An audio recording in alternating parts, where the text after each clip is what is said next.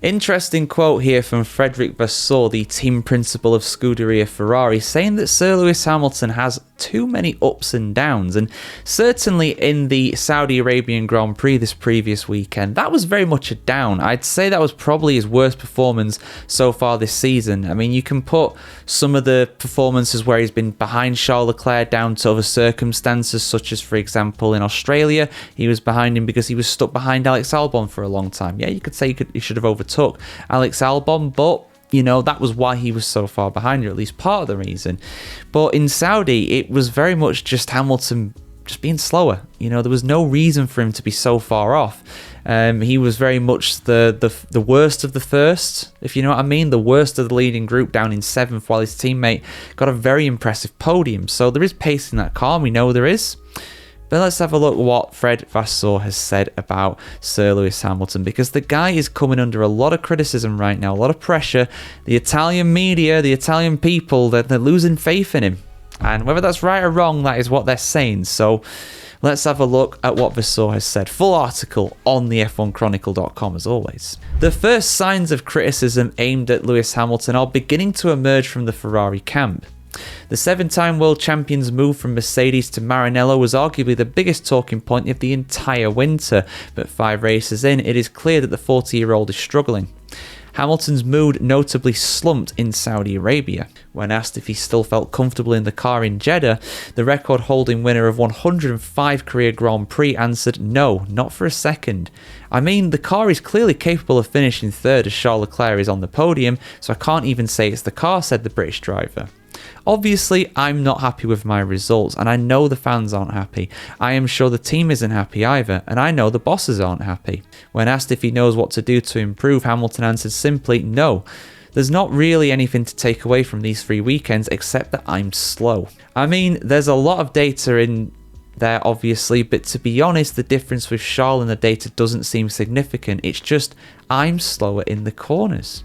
We have a slightly different setup, so I need to see if the car likes that setup better. Obviously, Charles and his side are just doing a better job. I have a week of work coming up, not a week off. After today, I'll have to cancel some things. So you can't knock his commitment. However, Hamilton sees no light at the end of the tunnel for now. "I think I'll suffer in Miami too," he said. "I don't know how long I'll struggle, but it's definitely painful. There is no solution at the moment," he told Sky Italia. So that's how it's going to be for the rest of the year. It's going to be painful, said Hamilton, who quipped despondently that perhaps a brain transplant would... I heard this quote. He needs a brain transplant. I don't think he needs a brain transplant. I think he's just struggling to get to grips with the car. He's never driven a Ferrari powered car before. This is a completely different way of working for him.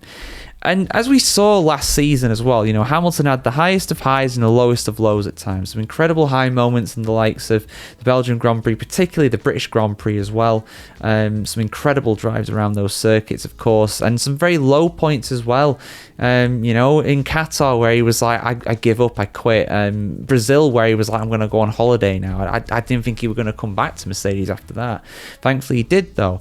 So, you know, the guy clearly has talent, of course. That's not in doubt, despite what some people say. But, yeah, he does have a tendency, a bit like Lando Norris as well recently, to be fair. It's those Brits, you know, we're too self-deprecating. We're beating ourselves up too much. But Hamilton really seems to be doing that. But...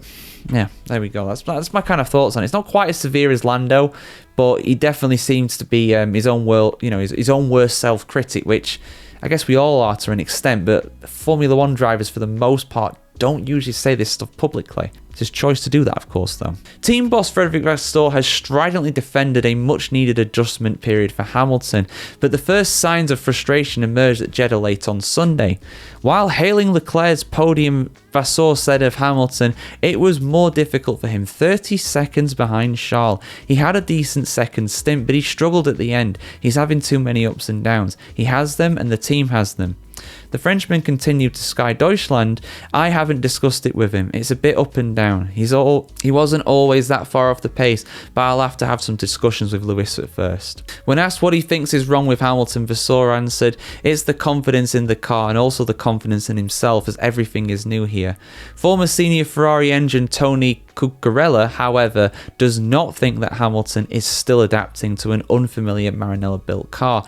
I think it won't take too much longer for him to adapt, he told DAZN. He's already adapted. This is the Hamilton we have in F1 now, the same one who left Mercedes with George Russell ahead of him. Spicy opinion, and you know what, there's a lot of people that are saying that, that Hamilton's fell off a bit.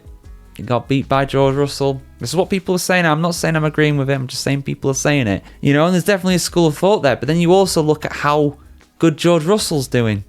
How good is George Russell doing this season? I'm not saying that George Russell is faster than Hamilton, but in that car, George Russell looks really good this year. He looked really good last year. 2022, his first season at Mercedes, he looked incredible as well. The only real season where he didn't look that amazing was 2023, his second season. Had a bit of second season syndrome there. Aside from that, the guy's been solid as a rock. And now obviously Hamilton's coming into a team that Charles Leclerc knows from being like a teenager, if not before. He's been there driving for Ferrari as one of their main drivers, or arguably as their main driver straight away in 2019. He came into that team, made it his own. Absolutely dominated Sebastian Vettel, particularly in that second season in 2020, despite an absolute dog of a car to drive. And, even further back than that, he's been a part of the Ferrari Development Academy and everything. He is, what Verstappen and Vettel were and is to Red Bull. He's been there since the start. He's basically what Hamilton was to McLaren back in the day. Came through the academy. Part of the furniture, even though he's not been there a huge amount of time. But then again, he has been there a long time as well. When you think about it, it's his 7th season there. So it's hard. It's really tough. And I've literally just recorded another video going over some of the rumours around Hamilton and stuff. Some of, him, why he's struggling, and Frederic Vasseur defending him. And I think people are very quick to pile on Hamilton because he's such an easy target. We win together, we lose together. And unfortunately, when he loses, everybody loses with him. Or at least they try and drag him down as much as possible. So yeah, we'll see. It's still early days. We're still in the first kind of parts of the season. When we get to proper Hamilton circuits that he, does so well at, has won at so many times in the past.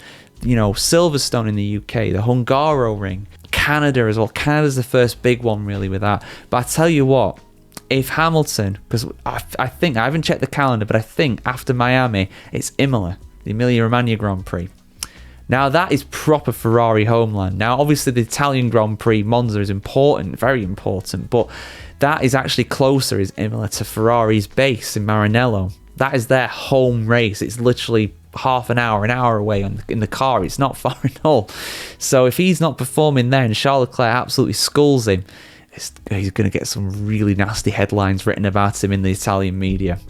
They don't pull any punches. I mean the British media can be savage, but the Italian media, they're a lot more clever with how they insult you. They do it in a much more constructive way. Constructive insults, if there's such a thing. I mean, here in the UK, we just insult you, but over there, they pick you apart methodically. Their media is very good for that, or very bad depending on how you look at it. But it's better than ours. You guys know my thoughts about the British media in general. We're terrible for the most part. But hey, if you want to hear some more from this British media, keep subscribed to the channel, like, share, comment, subscribe as always. And yeah, we'll see you for some more content just like this. Plenty of Hamilton stories going out around this time, and not many of them are good. Pretty much all of them are bad at this moment in time, unfortunately.